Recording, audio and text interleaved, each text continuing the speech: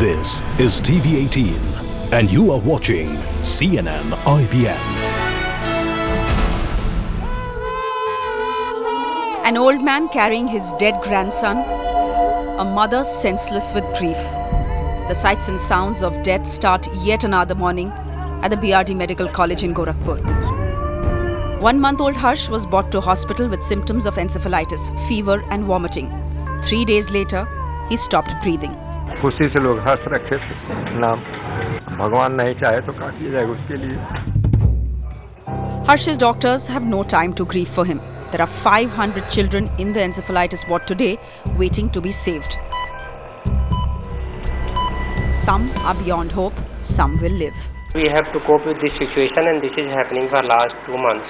Input of the patient is so large that one cannot cope with the resources one has. Limited resources means 40 doctors looking after 500 critical patients, each patient sharing a bed with 2 others, and supplies constantly running out. With no cure available for either the mosquito-borne Japanese encephalitis or its waterborne version, 350 children and 125 adults have died of the viral in this one hospital alone in the last 2 months. That figure would easily cross 500 if unreported deaths from the region are taken into account. It's a tragedy that repeats itself year after year in eastern Uttar Pradesh during the monsoon. The first outbreak was reported in 1978. 33 years, 50,000 deaths, and billions of rupees down the drain later, the epidemic has still not been contained.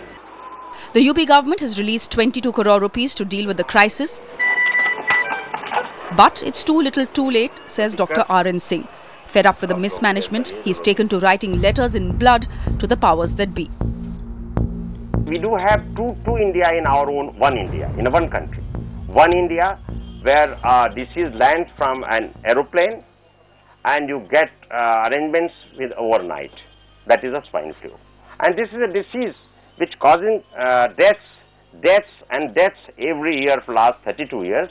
More than 50,000 children must have died, and still there is not a national program. The writing is on the wall. This is a national medical emergency.